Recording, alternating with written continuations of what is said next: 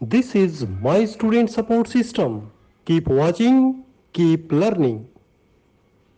कि cold chain एक वो सिस्टम है या प्रोसेस है जिसमें हम वैक्सीन्स का टेम्परेचर जो है वो बना के रखते हैं रेकमेंडेड लेवल पे, जो 2 से 8 डिग्री है, और हर जगह मेंटेन करते हैं from the manufacture to the application to the beneficiary, ठीक है ना, उसको लगाने तक का जो है उसको हम कहेंगे कोल्ड चेन। और उसमें बहुत सारे चेन्स के लिंक आएंगे, उन हर लिंक के ऊपर हमें उसको टेम्परेचर को मेंटेन करना है, ठीक है ना। This system is use for storing the vaccines.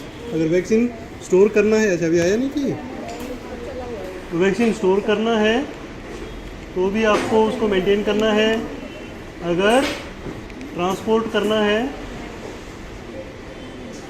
तो भी करना है, और जब इम्यूनाइजेशन सेशन कर रहे हैं तब भी करना है, ठीक है। किसी भी स्टेप पे उसको रोकना नहीं है, ठीक है। हाँ बच्चे, अभी इसी क्लास में ध्यान दो, है ना, क्योंकि मानता हूँ कि ये पहले हो चुका है, बट एक बार से रिवाइज आपका हो जाएगा, ठीक है। तो कोल्ड चेन में ये पिक्चर मैंने आपको दिखा के क्लियर बताया था कि कहाँ से लेकर कहाँ तक, ठीक है। तो इसमें 2 प्रोसेस शामिल होते हैं। पहले तो हमें डिमांड का पता लगे कि कितना वैक्सीन चाहिए, उसका प्रोसेस होता है नीचे से ऊपर, और फिर जब वैक्सीन आती है तो वो सप्लाई होती है ऊपर से नीचे, ठीक है ना। अब हम देखते हैं कि जो कोल्ड चेन है उसका ज़रूरत क्यों है। ये हमको पता ही है कि जितने भी वैक्सीन होते हैं हमारे पास, ऑलमोस्ट सारे के सारे वैक्सीन क्या होते हैं, हीट सेंसिटिव या कोल्ड सेंसिटिव होते हैं। कोल्ड सेंसिटिव भी होते हैं, हीट सेंसिटिव होते हैं ना। तो टेम्परेचर के प्रति वो सेंसिटिव होते हैं। बहुत ज़्यादा लो टेम्परेचर भी उनको ख़राब कर सकता है, और हाई टेम्परेचर भी ख़राब कर सकता है, ठीक है। तो इसीलिए अगर वो ख़राब हो गए तो वैसे तो पता नहीं चलेगा, बट वो बेनिफिशियरी को फ़ायदा नहीं दे पाएगा, उसको प्रोटेक्ट नहीं कर पाएगा। वो प्रोटेक्ट नहीं कर पाया तो इसका मतलब हमने जो भी इतनी एक्सरसाइज की बच्चे को वैक्सीनेशन करने की, उसका फ़ायदा नहीं होगा। तो इसलिए कोल्ड चेन मेंटेनेंस ज़रूरी है, ठीक है ना। तो 2 क्वेश्चन आपके प्रैक्टिकली बन गए कि एक तो आपका कोल्ड चेन क्या है और कोल्ड चेन ज़रूरी क्यों है, ठीक है ना। और आप लोग सब सेंटर के पीएचसी में वैक्सीनेशन के इंचार्ज होते हैं, तो आपको इसको मेंटेन करना बहुत ज़रूरी है, ठीक है ना। अब आता है हमारे पास कि रिकमेंडेड वैक्सीन टेम्परेचर्स क्या हैं। तो हर लेवल पे, चाहे वो कहीं से भी हो, state level, regional level, district level, PHC, CHC, sub centre, सब पे 2 से 8 तो कॉमन है, हर वैक्सीन के लिए वो रिकमेंडेड है। बट हायर लेवल पे जब स्टोर करते हैं तो कुछ ऐसे वैक्सीन हैं जिनको हम अलग टेम्परेचर पे स्टोर करते हैं, जिनका आपको थोड़ा सा आइडिया होना चाहिए। जैसे नेशनल लेवल पे यदि हमें लिक्विड कोई भी हो, ठीक है ना, जैसे जो भी ऐसे लिक्विड की तरह आपको दिखता हो, वो सारे के सारे वैक्सीन 2 से 8 पर होंगे। और जो लाइपोलाइज्ड हो, ठीक है ना, पाउडर फॉर्म में हो या कैसा हो, ओपीवी हो, उसको हम -15 डिग्री टेम्परेचर तक स्टोर करेंगे, ठीक है, नेशनल लेवल पे। उसके बाद सब नेशनल लेवल मतलब जो एक स्टेट का रीजनल वैक्सीन स्टोर है, वहाँ पर भी वैक्सीनेशन तो नहीं होता है, बट स्टोर होता है। तो उस स्टोर में भी सेम सिस्टम होगा जो नेशनल वाला है, कि जो लाइफोलाइज और ओपीवी है उसको माइनस में स्टोर करते हैं और बाकियों को 2 से 8 के ऊपर रख देते हैं, ठीक है। डिस्ट्रिक्ट लेवल पे और बाकी सब जगह, PHC, CHC, sub centre, district hospital, जहाँ भी पॉइंट ऑफ वैक्सीनेशन है, सब जगह 2 से 8 डिग्री टेम्परेचर सारे वैक्सीन्स का रहेगा। क्लियर, ठीक है ना। तो ये डिफ्रेंशिएशन समझ आ गया कि जो टेम्परेचर है वो कौन सा होगा, स्टोरिंग का और सर्विस प्रोवाइडिंग का। अब मेन आता है आपका मैनेजमेंट पार्ट, कि जो कोल्ड चेन है उसके अंदर किन किन बातों का ध्यान रखना है मैनेजमेंट के लिए। तो एक तो होता है कि personnel to manage the vaccination distribution, कि जो वैक्सीन डिस्ट्रीब्यूट करना है एक वो पर्सन हमारे पास डेडिकेटेड होना चाहिए, रिसीव करने के लिए भी और डिस्ट्रीब्यूट करने के लिए भी। दूसरा, इक्विपमेंट्स हमारे पास होने चाहिए वैक्सीन स्टोरेज के लिए और ट्रांसपोर्ट के लिए। तीसरा, जो भी आपके पास इक्विपमेंट है उनको मेंटेन करना बहुत ज़रूरी है, और वो भी आपका काम है, ठीक है ना, कि थ्रू आउट सर्विस पीरियड वो काम भी करते होने चाहिए, ऐसे नहीं कि रखे हुए हैं बट वो काम नहीं कर रहे हैं, ठीक है ना। और मॉनिटरिंग ये सबसे ज़्यादा ज़रूरी है, क्योंकि किसी भी स्तर पर यदि मॉनिटरिंग नहीं हुई और जो आपका कर्मचारी है वो थोड़ा रिलैक्स हो गया तो कोल्ड चेन मेंटेन नहीं रह पाएगी, ठीक है ना। तो ये मॉनिटरिंग कैसे होती है, इक्विपमेंट का मेंटेनेंस कैसे है, वो सारा हम इस चैप्टर में देखने वाले हैं। तो सबसे पहले आता है personnel to manage vaccine distribution. तो वैक्सीन डिस्ट्रीब्यूशन के लिए हर लेवल पे, चाहे वो पीएचसी है, चाहे सीएचसी है, चाहे डिस्ट्रिक्ट है, चाहे रीजनल सेंटर है, सब जगह एक डेडिकेटेड पर्सन होना चाहिए जो वैक्सीन को हैंडल करेगा, ठीक है ना।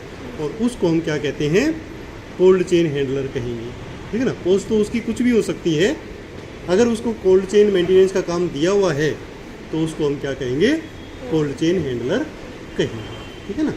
इवन वो वैक्सीन एएनएम हो सकती है, कोई स्टाफ नर्स हो सकती है, कोई लैब टेक्नीशियन हो सकता है, कोई भी वर्कर जो वहाँ पर वैक्सीन को देखेगा, डिस्ट्रीब्यूशन का काम करेगा, बट वो प्रॉपर ट्रेनिंग के साथ करेगा। ऐसे नहीं कि आया किसी को चार्ज दे दिया कि चलो तुम नहीं, पहले उसकी कोल्ड चेन हैंडलर की एक ट्रेनिंग होगी, उसके बाद वो होगा। तो 1 या 2 दिन की वो ट्रेनिंग करके, 1 दिन की फुल डे की ट्रेनिंग हो तो वो कर सकता है ना, पर वो ट्रेनिंग होनी जरूरी है ना।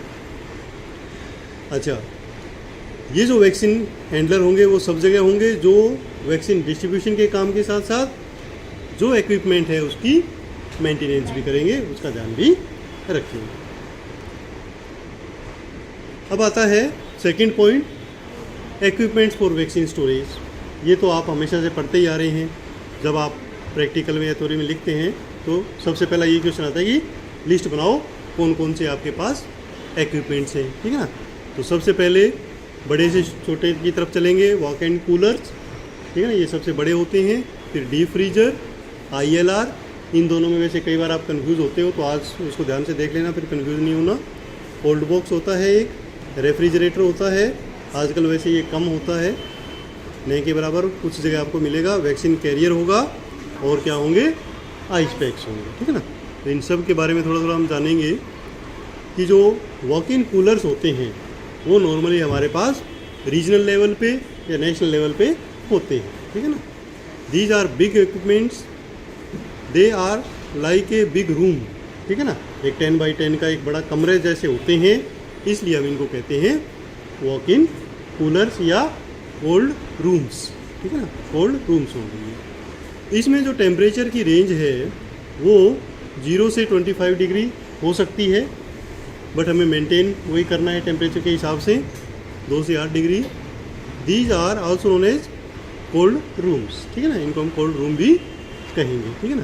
तो ये बहुत ही कम जगह देखने को मिलते हैं, अगर आपको कभी मौका मिले रीजनल वैक्सीन सेंटर जाने का तो आप इसको ऑब्जर्व कर सकते हैं, ठीक है। उसके बाद सेकंड लेवल पे आता है हमारा डीप फ्रीजर, ठीक है ना। तो डीप फ्रीजर और ILR देखने में एक जैसे होते हैं, ठीक है ना। अगर आप दो रखे हुए हैं, दूर से आप देखोगे तो नहीं पहचान पाओगे, बट उसको आप ध्यान से देखोगे तो उसके ऊपर लिखा होगा, ठीक है ना, स्टिकर चिपका होगा या लिखा होगा, या कुछ भी नहीं हो तो अगर वहाँ पर वो लगा हुआ है डिजिटल थर्मामीटर, तो उसका टेम्परेचर देख के आप आइडिया लगा सकते हो कि ये क्या है। क्योंकि जो वॉक इन रूम जो ये अपना ILR होगा उसका टेम्परेचर दिखाएगा 2 से 8 के बीच में, 3 दिखा सकता है, 4 दिखा सकता है, बट डीप फ्रीजर का हमेशा माइनस में दिखाएगा, ठीक है ना। -5 हो सकता है, 7 हो सकता है, -20 भी हो सकता है। तो वो अगर दिखा रहा है तो वो क्या है, डीप फ्रीजर है, ठीक है ना। तो डीप फ्रीजर का काम करने का जो तरीका होता है वो सेम ऐसा होता है, जो आइसक्रीम पार्लर पे आप जाते हैं ना तो आइसक्रीम के लिए रखा होता है ना, वही होता है, उसका टेम्परेचर माइनस में ही होता है, ठीक है। अच्छा, इसमें हम क्या करते हैं, इसके अंदर नॉर्मली अगर कहीं PHC पे या डिस्ट्रिक्ट पे रखा हुआ है तो वहाँ इसका काम सिर्फ यही है कि हम उसमें आइस पैक्स जमाते हैं। आइस पैक बड़ी जल्दी उसमें जम जाते हैं, रेफ्रिजरेटर में स्लो जमते हैं, या सेंट्रल लेवल पे या रीजनल लेवल पे हमें लाइफोलाइज वैक्सीन या पोलियो वाली वैक्सीन स्टोर करनी है तो इसके अंदर एक टोकरी लगा के हम डीप फ्रीज में कर सकते हैं। बाकी वैक्सीन इसमें नहीं रखते हैं, only for refrigeration of deep ice packs और पोलियो एंड वो भी कहाँ पर, सेंट्रल लेवल पे। आपके सेंटर पे और पीएचसी पे, सीएचसी पे, इस लेवल पे डीप फ्रीजर में कोई भी वैक्सीन नहीं रखेंगे, केवल क्या रखेंगे, आइस पैक्स रखेंगे। ठीक है, ये क्लियर होगी बात। दूसरा आता है हमारे पास ILR, ठीक है ना, आइस लाइन रेफ्रिजरेटर। ठीक है ना, आइस लाइन रेफ्रिजरेटर का मतलब क्या है, जो इसकी लाइनिंग होती है वो आइस की होती है ना। तो लाइनिंग का मतलब जो इसकी वॉल्स है उसके बीच में आइस जमती है, और इसका प्रिंसिपल सेम रेफ्रिजरेटर वाला ही होता है, कंप्रेसर वगैरह इसमें लगा होता है, और इसमें थर्मोस्टेट लगा होता है। ठीक है ना, तो वो थर्मोस्टेट क्या करता है कि उसका टेम्परेचर रेगुलेट रखता है 2 से 8 के बीच में, ना तो उससे कम होने देता और ना ज़्यादा होने देता। ठीक है ना, ज़्यादा कम हो तो वो बंद हो जाता है कुछ देर के लिए ऑटोमेटिकली, और बढ़ने लगता है तो वो तभी बढ़ेगा जब वो ख़राब हो जाएगा, अदरवाइज वो नहीं बढ़ेगा। ठीक है ना, तो 2 से 8 डिग्री टेम्परेचर रहेगा। इसको क्लियरली आप लोग याद रखना। कई बार बच्चे क्या करते हैं गलती से, एग्ज़ाम में कॉपियाँ भी हम चेक करते हैं ना, तो -2 to -8 लिख देते हैं गलती से, है ना। तो माइनस नहीं है ये, +2 to 8 डिग्री। ठीक है ना। नेक्स्ट आता है हमारे पास कोल्ड बॉक्स। ठीक है ना, ये कोल्ड बॉक्स भी आप लोगों ने कम ही देखा होगा, ठीक है ना, ज़्यादातर सेंटर्स में है नहीं। हाँ, अपने सेंटर में है। ये जो कोल्ड बॉक्स है ये इलेक्ट्रिक नहीं है, ठीक है ना, इसका बिजली से कोई कनेक्शन नहीं होता है। ये थर्मो इंसुलेटर बॉक्स होता है जो ट्रांसपोर्टेशन के यूज़ में आता है। ये ट्रांसपोर्ट करेंगे तो उस समय तो हमारे पास कोई इलेक्ट्रिक प्लग है नहीं, ठीक है ना, तो इसके अंदर हम ले जा सकते हैं। बट ये थर्मो इंसुलेटर होता है, मतलब इसकी जो दीवारें होती हैं उसके बीच में, जैसे थर्मस फ्लास्क में जो चीज़ें लगी होती हैं, इंसुलेशन वो लगा होता है, तो जल्दी से वहाँ का टेम्परेचर इंक्रीज नहीं होता है। बट इसका टेम्परेचर कम करेंगे किस चीज़ से, ठीक है ना, बताओ, आइस पैक लगाएंगे। ठीक है ना, तो इसके अंदर इसकी वॉल्स के साइड में, फर्श पे, साइडों में, ऊपर सब जगह हम आइस पैक्स लगाते हैं, और उससे टेम्परेचर मेंटेन होता है। और बीच में पॉलीथीन लगा के हम वैक्सीन्स भरेंगे जो हमें लेके जानी है। ठीक है ना। उसके बाद रेफ्रिजरेटर आ जाता है। रेफ्रिजरेटर काफ़ी स्टेट्स में है जहाँ पर पीएचसी लेवल पे ज़्यादा फैसिलिटी नहीं है, तो कम खर्चे में आ जाता है। ये काफ़ी छोटा होता है, देखने में हमारे घरेलू रेफ्रिजरेटर की तरह होगा, बट इसके अंदर वेजिटेबल वगैरह के लिए वैसी टोकरियाँ नहीं होगी, और पूरे को वो कूल करेगा। ठीक है। अच्छा, थोड़ा सा इसमें डिफरेंस ये सिस्टम रहता है कि कुछ एरियाज जो हैं उनमें टेम्परेचर गर्म होता है ऊपर की तरफ, और नीचे की तरफ ज़्यादा ठंडा होगा। ठीक है ना, ये आपको ध्यान रखना। उसके बाद आता है आपका वैक्सीन कैरियर। ठीक है ना, वैक्सीन कैरियर भी एक प्रकार से जो हमने कोल्ड बॉक्स देखा था उसका छोटा रूप है। ठीक है ना, इसमें भी थर्मो इंसुलेटेड क्या होती हैं, वॉल्स होती हैं, और बीच में इसकी जगह होती है जिसमें हम आइस पैक्स लगा सकते हैं। ठीक है ना, तो वो आइस पैक्स लगाने से इसका टेम्परेचर मेंटेन रहेगा, और फिर इसको बंद करके और ले जा सकते हैं कहाँ से कहाँ तक, जहाँ पर भी हमें वैक्सीनेशन के लिए जाना है। ठीक है ना, कहाँ जा सकते हैं, इवन पीएचसी सब सेंटर अगर वैक्सीन लेके जानी है तो भी हम इसके अंदर लेके जाएंगे, और सब सेंटर से हमें अगर आउटरीच पे जाना है, कहीं आंगनवाड़ी पे वैक्सीन लगा के आनी है, तो भी हम इसके अंदर ही वैक्सीन को लेके जाएंगे। ठीक है ना, ये भी क्लियर हो गया। अब आपके पास आएगा लास्ट में आइस पैक्स। ठीक है ना, तो आइस पैक्स क्या है, ये भी छोटे से ऐसे प्लास्टिक के बने हुए ऑपरेटर्स हैं जिनके अंदर हम पानी फिल करते हैं और उसको फिर जमा देते हैं। ठीक है ना, फ्रीज कर देते हैं, और पानी भरते समय इसका ध्यान रखना होता है। इसकी भी जो मेंटेनेंस आएगी ना, उसमें ये क्लियर लिखा होता है कि एक तो जब भी आप इसको चेक करो जमाने से पहले, क्योंकि अगर जमा हुआ है तो लीकेज का पता नहीं चलेगा। जब वो पिघला हुआ है तब आप उसको ढक्कन की तरफ उल्टा करके देखो, अगर पानी लीक हो रहा है तो इसको मेंटेन करने की ज़रूरत है, नहीं लीक हो रहा है तो वो ओके है। ठीक है ना, तो इसको ओपन करके इसके अंदर एक, जब जैसे आप इसको ओपन करेंगे अंदर भी एक कॉर्क सा लगा होता है प्लास्टिक का, उसको खोलेंगे और उसके अंदर पानी का लेवल चेक करेंगे, क्योंकि हर बार जब फ्रीज करवाते हैं तो 2-3 बार में कुछ पानी कम हो ही जाता है ना, तो पानी का निशान उसमें लेवल बना होता है, उन लेवल के बीच में रखना है, ना ज़्यादा ना कम। ठीक है, और उसके बाद आप उसको ढक्कन टाइट करके फ्रीजिंग के लिए रख देंगे। ठीक है ना, तो आइस पैक की मेंटेनेंस इतनी है, और कोई ज़्यादा मेंटेनेंस नहीं है, बस लीकेज देखना है, क्रैकिंग देखना है, और फूला हुआ देखना है, ठीक है ना। कैसे पता लगाओगे उसको? अगर आप इसे टेबल पे रखेंगे ना तो सारी सरफेसेस टच होनी चाहिए और वो हिलना नहीं चाहिए। अगर वो फूला हुआ है तो ऐसे हिलते ही वो डगमग डगमग डोलेगा, तो इसका मतलब वो ख़राब हो गया है। क्यों ख़राब हुआ? क्योंकि उसमें पानी ज़्यादा भर दिया था, ठीक है ना, अपनी गलती से ही ख़राब हुआ, अदरवाइज वो ख़राब नहीं होता है ना। तो उसमें पानी हिसाब से ही आपको उसमें फिल करना है, ठीक है। ये दो चीज़ें होगी। हमने शुरू में 4 पॉइंट पढ़े थे ना कि क्या क्या होना चाहिए, पर्सनल और जो इक्विपमेंट्स हैं, ये दोनों हो गए। अब है कि इन इक्विपमेंट्स की मेंटेनेंस कैसे करेंगे। All cold chain equipment should be well maintain. ये हमारा सेंटर मैनेजमेंट में ही आएगा कि उसको मैनेज करके रखना है। आप ये नहीं कह सकते कि अरे मैंने इधर का ध्यान रखा और उसको देखना भूल गए, है ना। हर चीज़ को आपको मैनेज करना है। आइस पैक के होली है, उसमें वैसा कुछ नहीं। हाँ, अच्छा, ये जो इक्विपमेंट्स हमारे होंगे जो बिजली से चलने वाले हैं, उसका आपको ध्यान विशेष रखना है कि डायरेक्ट आपका स्विच बोर्ड में लगना चाहिए, यानी डेडिकेटेड पावर सप्लाई इसकी होनी चाहिए, ठीक है ना। डेडिकेटेड पावर सप्लाई का क्या मतलब है कि कहीं भी ऐसे एक्सटेंशन लगा के इसको नहीं लगाना है, ठीक है ना।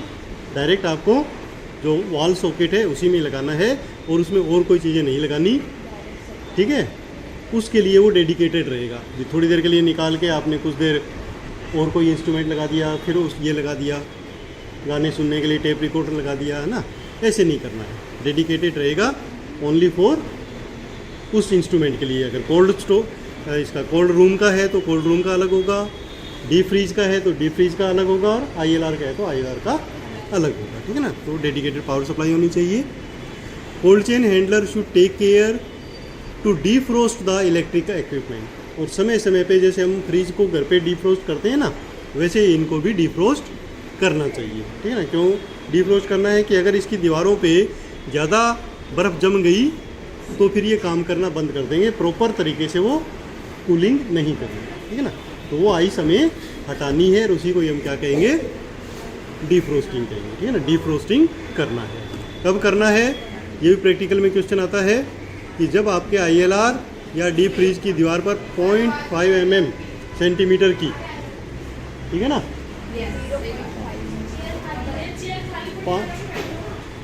0.5 सेंटीमीटर मीन्स 5 mm, ठीक है ना, 5 mm तक का अगर बर्फ़ जम गई है तो आपको तुरंत उसको डीफ्रोस्ट करना है, ठीक है।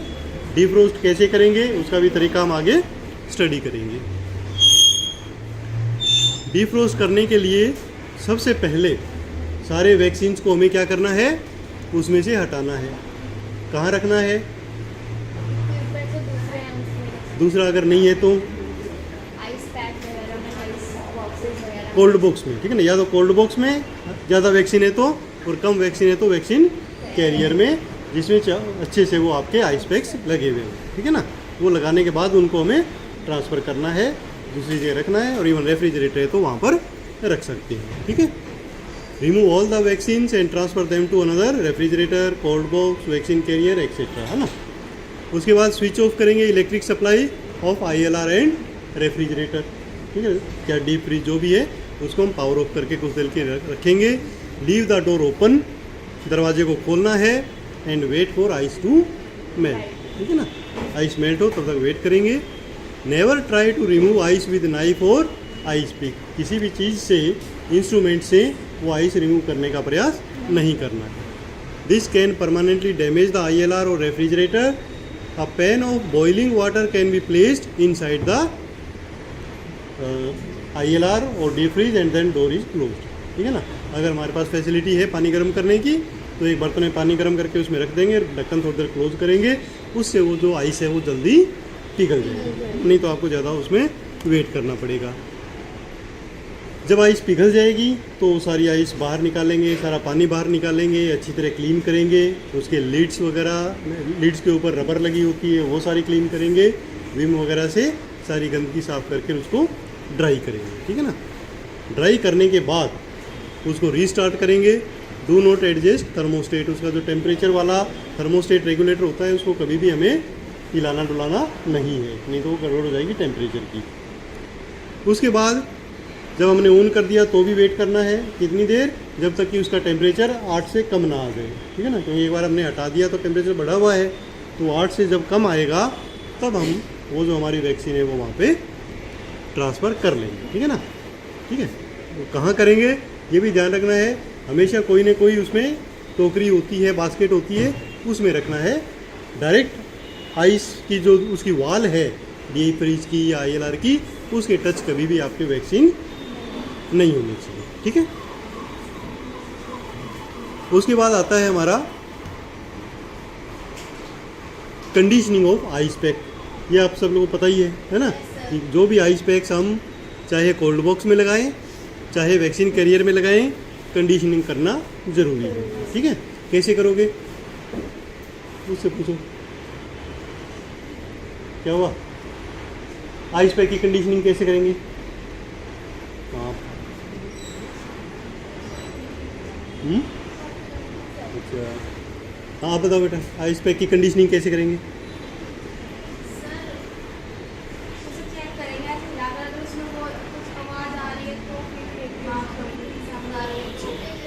अगर आवाज़ नहीं आई तो कितनी देर के लिए? 2 मिनट में नहीं होगा, हाँ लगभग 10 मिनट कम से कम लगते हैं, 10 से 15 मिनट में, है ना। 10 से 15 मिनट उसको बाहर टेबल पे रखेंगे और उससे क्या होगा, उसके ऊपर पानी के ड्रॉप्स आ जाएंगे, है ना, क्लियर दिखेंगे अपने को ना, पानी के ड्रॉप्स आ जाएंगे। उसके आने के बाद उसको साफ़ करके थोड़ा हिला के देखेंगे, निकालते हिला के नहीं देखेंगे, है ना, पहले वो ड्रॉप्स का वेट करेंगे। उस कंडीशन को हम कहते हैं उसकी कंडीशनिंग होगी, ठीक है ना। तो उसका टेम्परेचर अब 2 से 8 मेंटेन करने के लिए तैयार है। अगर बिना कंडीशनिंग के रख देंगे तो क्या हो जाएगा, टेम्परेचर माइनस में चला जाएगा, है ना, और नीचे चला जाएगा, तो ख़राब हो जाएंगे वैक्सीन। तो कंडीशनिंग करना ज़रूरी है ना। Frozen ice pack taken directly out from the freezer, they are not suitable for immediate use, immediate use के लिए सुटेबल नहीं है। पहले हम उसको क्या करेंगे, कंडीशनिंग करेंगे, है ना। ले the frozen ice pack on work surface area, कोई भी टेबल है वहाँ पर हम रखेंगे।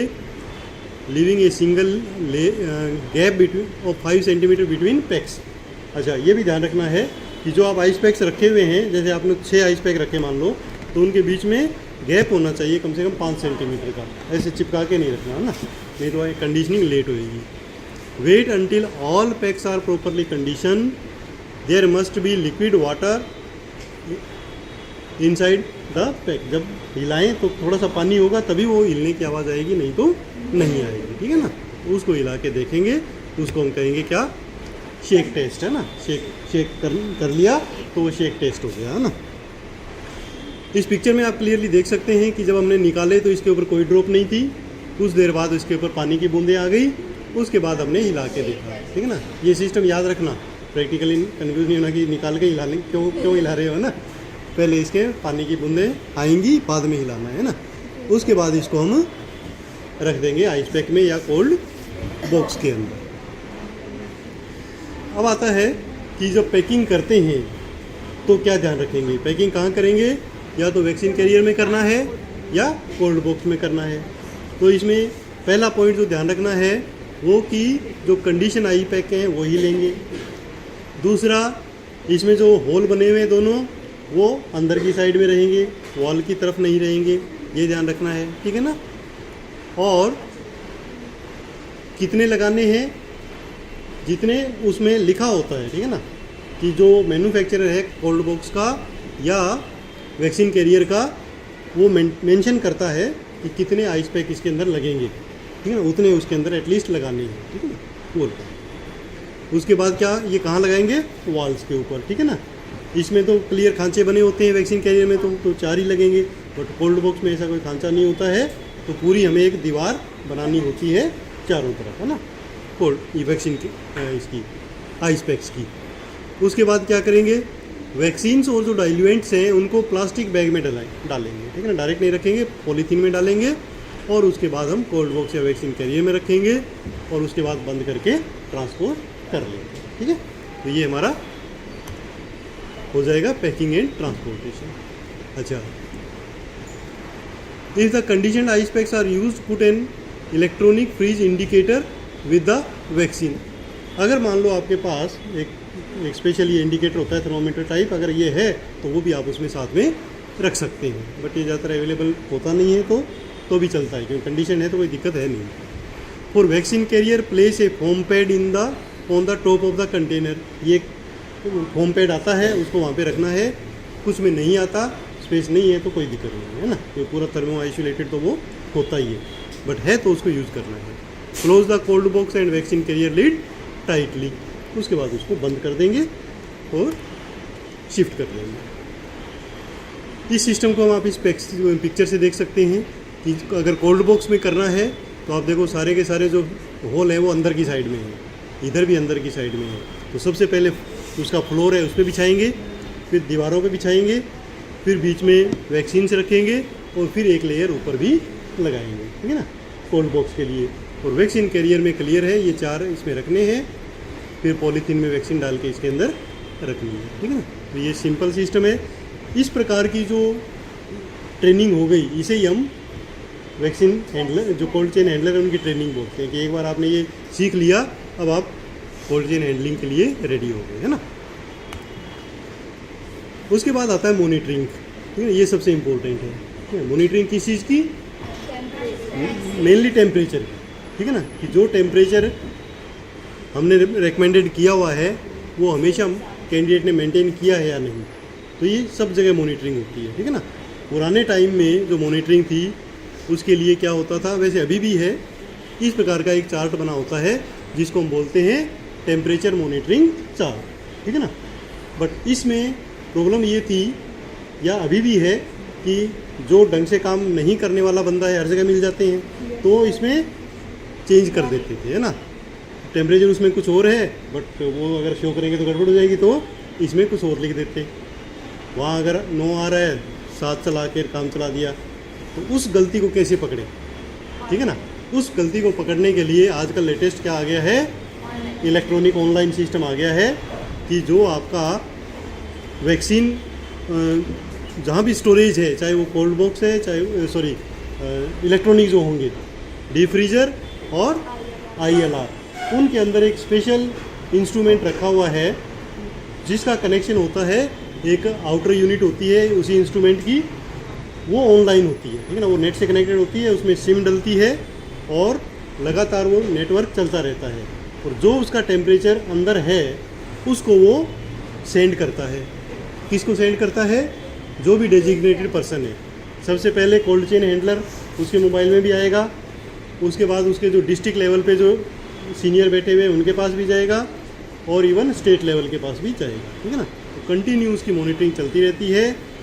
कभी भी यदि टेम्परेचर डाउन हो जाए तो उसका एक मैसेज जाता है, अलर्ट जाता है कि आपके डीप फ्रीज या ILR का टेम्परेचर डाउन हो गया है या अप हो गया है, आप उसको संभालो। तो आप फिर इसमें हेर फेर नहीं कर सकते, है ना। तो वो जो टेम्परेचर उसमें जा रहा है वही आपको इसमें लिखना पड़ेगा। तो आजकल थोड़ा सा मॉनिटरिंग जो है वो परफेक्ट हो गई है, ओके। तो आपको ध्यान रखना है, कोई भी प्रॉब्लम ना हो, कोई प्रॉब्लम हो जाए तो ईमानदारी से इन्फॉर्म करना है, ठीक है ना। तो उससे, क्योंकि उनको तो पता लग ही जाना है, तो आप इसमें चेंज कर भी नहीं सकते। इन्फॉर्म करने के बाद क्या होगा, ज़्यादा से ज़्यादा वैक्सीन ख़राब हो गई, किसी भी कारण से लाइट चली गई या इंस्ट्रूमेंट ख़राब हो गया तो वो रिप्लेस हो जाएंगे, बट यदि वो वैक्सीन किसी को लग गए तो वो नुकसान है ना। इसलिए हमें अगर कुछ प्रॉब्लम होती है कोल्ड चेन के अंदर तो इन्फॉर्म करना ज़रूरी है। कोई एक्शन नहीं होता है, जस्ट जो चीज़ें हैं वो चेंज हो जाती हैं और सही काम चलता रहता है, ठीक है ना। तो अगर टेम्परेचर कम या ज़्यादा होता है तो इन्फॉर्म करने से डरना नहीं है, ठीक है ना। बट आपकी गलती नहीं होनी चाहिए। गलती कैसे होगी? प्लग निकाल के चावल बना लिया आपने, है ना, फिर बहुत प्लग लगाना भूल गए, ये गलती हो गई। गेट उसका खुला छोड़ दिया, बंद करना भूल गए, ये गलती हो गई, तब एक्शन होगा, ठीक है ना। गलती नहीं है तो कोई एक्शन नहीं। ऑटोमेटिक कोई चीज़ इलेक्ट्रॉनिक है, ख़राब हो सकती है, कोई प्रॉब्लम नहीं है ना। अच्छा, ये मॉनिटरिंग सिस्टम्स है, उसके अंदर पुराने टाइम में ये आते थे मैनुअल, आजकल सब के अंदर डिजिटल लगे होते हैं और मॉनिटरिंग होती है टेम्परेचर की, ठीक है। तो ये सारा हो गया हमारा कोल्ड चेन के बारे में और कोल्ड चेन मैनेजमेंट के बारे में, ठीक है ना। My student support system. Keep watching, keep learning.